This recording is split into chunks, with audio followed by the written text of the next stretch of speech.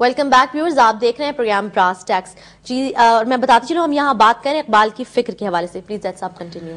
دیکھیے، جو بات ہم نے آپ سے کہی کہ پہلی جنگ عظیم کے بعد ایک نیا ورلڈ آرڈر انہوں نے تیار کیا. اس نئے ورلڈ آرڈر میں انہوں نے سیاسی اور معاشی طور پر پوری دنیا کو مختلف بلاکس میں تقسیم کیا. دنیا اپنے آپ کو مجبور سمجھتی تھی کہ جب تک کسی نہ کسی بلاک سے اپنے آپ کو وابستہ نہ کر لے اس وقت تک اس کا سروائیول نہیں ہوگا. یہی ہوا نا کیپٹلسٹ کمیونسٹ بلاک میں ڈکٹیٹرشپ اینڈ ڈیموکریسی میں دنیا نے تقسیم کر لیا اپنے آپ کو اور پوری دنیا کے نقشے تبدیل کیے گئے. آج یہ بات، اقبال کا پیغام اس لیے بہت زیادہ ویلڈ ہو جاتا ہے، ہمارے سروائیول کے لیے ضروری ہو جاتا ہے کہ 21ویں صدی کے شروع میں بھی ایگزیکٹلی وہی کھیل دہرایا جا رہا ہے جو 20ویں صدی کے شروع میں انہوں نے دہرایا. وہی سرکمسٹانسز بن چکے ہیں. ہوا یہ کہ انہوں نے 20ویں صدی کے شروع میں جو دو اکنامک ماڈل تیار کیے، کیپٹلسٹ اور کمیونسٹ، آج تقریباً 100 سال گزرنے کے بعد دونوں کولیپس کر رہے ہیں.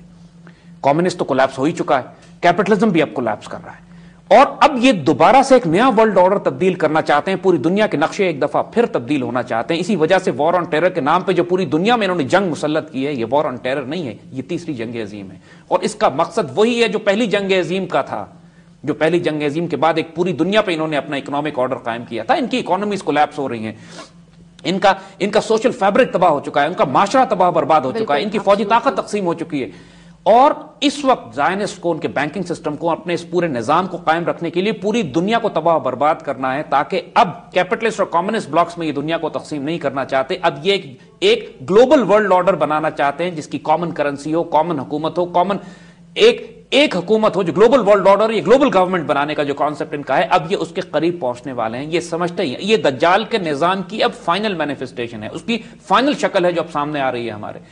اسی لیے اقبال کے پیغام کو سمجھنا ہمارے سروائیول کے لیے ضروری ہو گیا ہے کہ یہ جو کفر کے نظام کی آج بدنصیبی دیکھیں کیا ہے.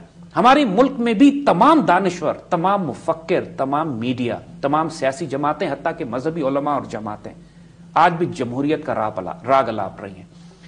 یہ اتنی بدنصیبی کی بات ہے اس امت اور ملت کے لیے کہ اس قدر مروب ہو چکے ہیں کئی نسلوں کے بعد یہ اس ویسٹرن اکنامک پولیٹیکل ماڈل سے.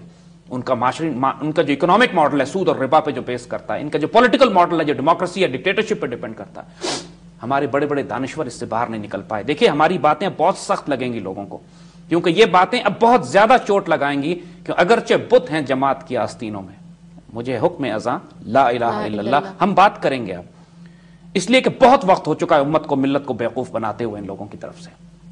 ہمارے بہت سے لوگ جو سنسیئر بھی ہیں، جو جینوئنلی چاہتے ہیں کہ کوئی بہتری کریں اس ملک کو، قوم، ملت کے لیے، وہ دین سے اتنے نابلد ہیں، ان کو یہ معلوم ہی نہیں ہے کہ ہمارے دین میں حکم کیا دیے گئے ہیں، معاملات کیا ہیں. تو سنسیریٹی کے باوجود وہ جاتے ہیں دوڑتے ہوئے اس کفر کے نظام کی طرف، اس کو نافذ کرنے کے لیے اس ملک میں یا امت مسلمہ کے حوالے سے. اس وجہ سے اقبال بہت زیادہ اہم ہو جاتے ہیں کہ انہوں نے وہ سارے بت پاش کیے ہیں جن کو آج ہمارے لوگ اپنے گھروں میں، اپنے ایوانوں میں، اپنے طاقت کے پاور کوریڈورز میں سجا کے جو رکھے ہوئے ہیں، جن بتوں کو ہمارے میڈیا نے جن کو سجا کے رکھا ہوا ہے، جن بتوں کو، وہ سارے یہ بت ہیں آج کے لات و منات ہیں. آئیے ہم تھوڑی سی آپ کو اقبال کے حوالے سے اس پہ سمجھاتے ہیں کہ اقبال نے کیا کہا. جی بالکل، جی پلیز زید صاحب. علامہ اقبال سے بڑا دانشور اور مفکر کئی 100 سال میں امت نے پیدا نہیں کیا، اور ان کا رول آگے کئی 100 سال تک جاری ہے. تو اس اقبال سے پوچھنے میں حرج کوئی نہیں ہے کہ اقبال نے اس کے بارے میں کیا کہا تھا. دیکھیے، اقبال کہتے ہیں اپنی ملت کا قیاس اقوام مغرب سے نہ کر. یعنی جو مسلمان امت اور ملت ہے اس کو مغرب سے کمپیئر مت کرو.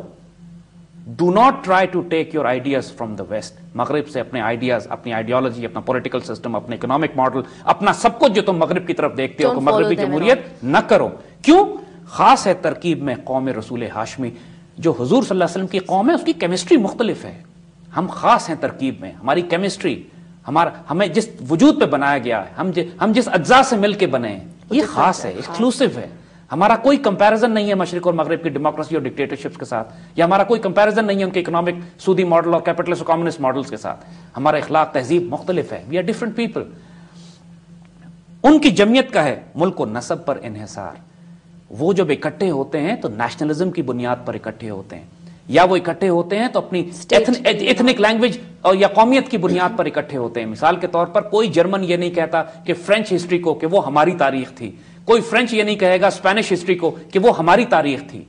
لیکن ہم مسلمان اون کرتے ہیں. خلافت عثمانیہ کی بات ہو تو ہم خلافت عثمانیہ کو دیکھ کے کہتے ہیں کہ جب ہم خلافت عثمانیہ پہ تھے, جب ہم اسپین پہ حکومت کرتے تھے, جب ہماری حکومت تھی چین سے لے کے اسپین تک, کیونکہ ہماری نسلوں میں, ہماری ڈی این اے میں, ہماری جینز میں یہ بات داخل ہوئی ہوئی ہے کہ ہم نیشنلزم کی حدود سے نکل کر امت کے لیول پر اپنے آپ کو سوچتے ہیں. ان کی جمعیت کا ہے ملک و نسب پر انحصار, قوت مذہب سے مستحکم ہے جمعیت تیری. جو مسلمانوں کی جمعیت ہے, مسلمانوں کی جو جماعت ہے, یہ مضبوط ہوتی ہے مذہب کی قوت کے ساتھ.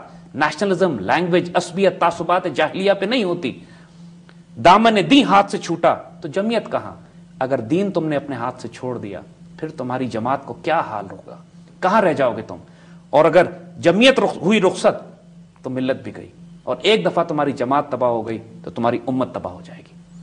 دیکھیے اقبال نے کمپلیٹ خلاصہ دے دیا اس بات کا کہ دیکھو خدا کے واسطے اپنے آپ کو کمپیریزن مغرب اور مشرق کی قوموں سے نہ کرو.